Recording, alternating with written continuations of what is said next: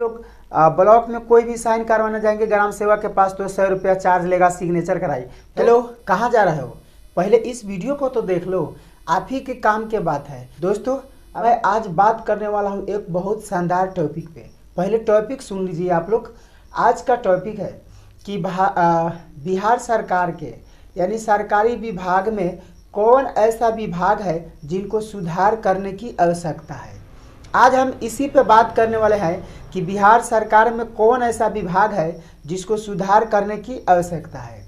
तो आप लोग वीडियो में एंड तक बने रहिए और आप लोग अपना सजेशन दीजिए, अपना विचार दीजिए कि कैसा होना चाहिए, कैसा सही होगा। आप लोग तो सिर्फ मौज मस्ती कॉमेडी में भुला रहते हो।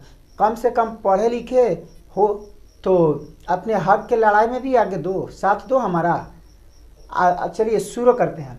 तो मैं आज का बिहार सरकार में कौन ऐसा विभाग है जो सबसे कमज़ोर है, उसको सुधार करने की आवश्यकता है। हम पब्लिकों को किस विभाग में ज़्यादातर समस्या उत्पन्न होती है उसी के बारे में आज हम बात करने वाले हैं। तो सबसे हमारा पहला विभाग है, देखिए आप लोग,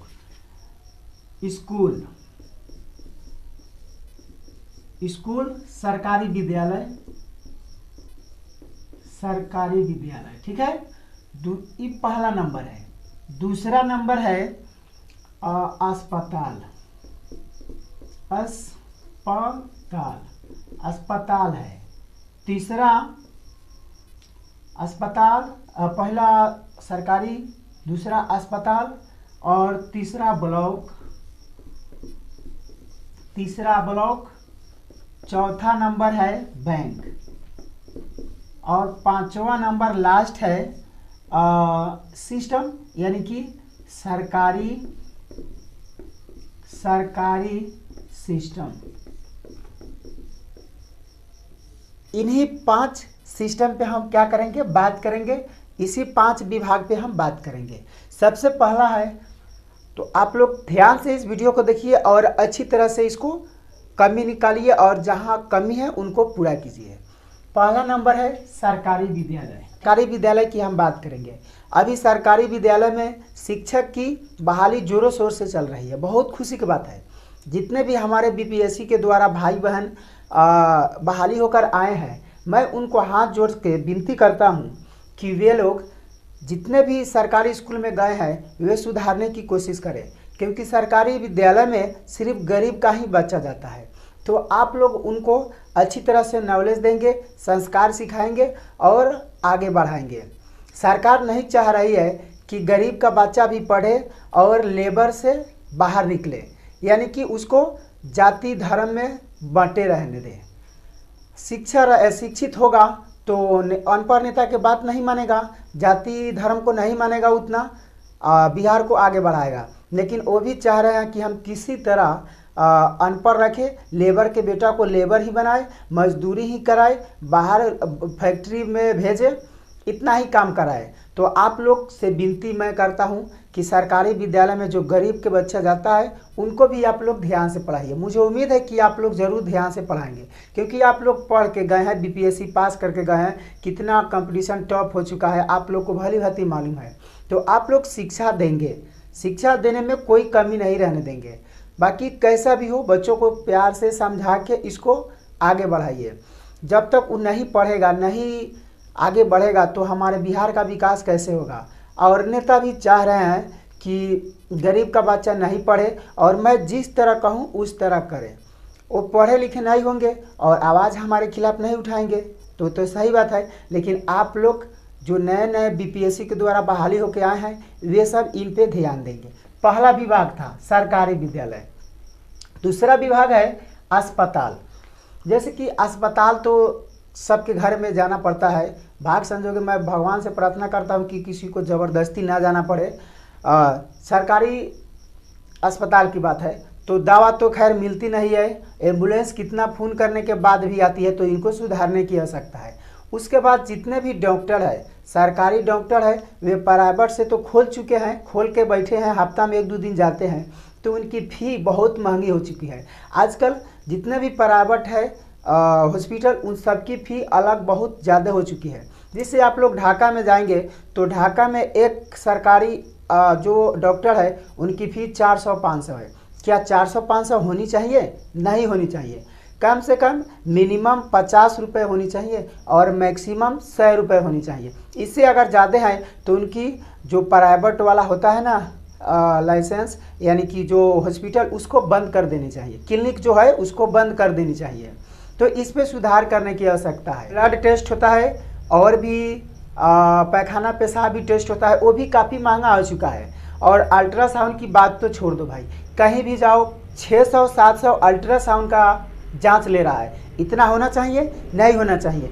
इसको कम करना चाहिए। इस पे सरकार को ध्यान देना चाहिए और हम आम पब्लिक को भी ध्यान देनी चाहिए। नहीं तो ज़्यादातर महंगाई होते जा रहा है, हम लोग गरीब ही उसमें क्या करेंगे? पिसेंगे। तो इस पे ध्यान देने की आवश्यकता है। तीसरी नंबर है ब्लॉक। जैसे ब्लॉक तो सबको आना जाना होता है। तीसरी है ब्लॉक। ब्लॉक में सबको आना जाना होता है। कोई भी कागज़ बनवाना है ब्लॉक में जाएंगे, कोई भी फॉर्म, कोई भी जन्म प्रमाण पत्र या कोई भी कागज़ पत्र करवाना है ब्लॉक में ही जाएंगे। जन्म प्रमाण पत्र वहीं बनवाना है। जन्म प्रमाण पत्र बनवाने के लिए 800-1000 रुपया तक लग जा रहा है। इतना होना चाहिए? नहीं होना चाहिए। कम से कम 200 होना चाहिए। 200 तो बहुत है, ज़्यादा नहीं होना चाहिए। आप लोग ब्लॉक में कोई भी साइन करवाना जाएंगे ग्राम सेवक के पास तो 100 रुपया चार्ज लेगा सिग्नेचर कराई। तो बताइए, जब सिग्नेचर कराई आप 100 रुपया ले रहे हैं तो सैलरी किस काम की ले रहे हैं? सैलरी बंद होना चाहिए? होना चाहिए, बिल्कुल होना चाहिए। तो इस पे भी ध्यान देने की आवश्यकता है। जैसे हमारा घोड़ासान प्रखंड है, उसमें हम लोग जन्म प्रमाण पत्र बनवाने के लिए कागज़ पे साइन करवाने जाएंगे तो ग्राम सेवक है वो 100 रुपया लेता है। फिर जब जन्म प्रमाण पत्र बन जाता है, जब वो निकालने जाते हैं तो उसमें भी 50-100 रुपया वो भी घूस लेता है। तो बताइए, इतना रिश्वत ले रहा है? होना चाहिए? नहीं होना चाहिए। जन्म जाति प्रमाण पत्र, आवासीय, ये सब भी बनवाने आप लोग जाइएगा तो घूस लेता है। कोई भी कागज़ ब्लॉक में बनवाने जाइए घूस ले रहा है। यहाँ तक की बात है, जब सर्वे वाला काम शुरू था तो ब्लॉक में क्या बोलते हैं, दाखिल खारिज कराने के लिए 10-10 हज़ार, 15-15 हज़ार, 20-20 हज़ार ले रहा था। इतना होना चाहिए? नहीं होना चाहिए। चलिए, ये तो बात ब्लॉक वाला था। अब हम लोग बैंक में चलेंगे। तो जो बैंक की बात है, तो बैंक ऐसे स्टेट बैंक हम लोग ज़्यादातर है खाता खुलवाए हुए हैं, उसमें जाते हैं। तो जब स्टेट बैंक में जाएंगे तो उसमें कोई भी काम होता है तो वे लोग बहुत मुश्किल से कर पाते हैं। और खुलने की टाइम है 10 बजे, आते हैं 10:30 तक। 10:30 तक खुलता है। सिस्टम सेट करते करते 11 बज जाता है। कोई भी काम हो हम लोग जाते हैं कराने तो 12 बजे से चलता है। 12 बजे से 1:30 बजे तक चलता है, फिर लंच हो जाता है। आराम से मौज मस्ती में वे लोग काम करते हैं। तो ऐसे नहीं होना चाहिए। आप लोग 10 बजे आइए, 10 बजे से काम कीजिए और फटाफट जिसका भी काम है वो काम करते जाइए। बाकी देहात से शहर में बैंक है, उनमें क्या स्थिति है कि जब आप लोग खाता खुलवाने या कोई भी काम करवाने जाएंगे तो फटाफट हाथों के हाथ होगा और खुलवाइए, अपना घर जाइए। और यहाँ स्टेट बैंक में जब खाता खुलवाने जाएंगे तो मुश्किल से दिन भर में 2 खाता खुलता है। बताइए, 2 खाता खुलना चाहिए और लाइन 10-15 ऐसे करके लगा रहता है। मिनी ब्रांच है स्टेट बैंक का, उसमें KYC लग जाता है और KYC छुड़वाने के लिए यहाँ से लेकर वहाँ तक लगभग 20-25 आदमी का लाइन लगा हुआ रहता है और सिस्टम एक ही रहता है, एक ही सिस्टम पे काम होता है। जब ज़्यादा संख्या बढ़ जाए तो सिस्टम भी बढ़ा देनी चाहिए। तो इसको भी सुधार करने की आवश्यकता है।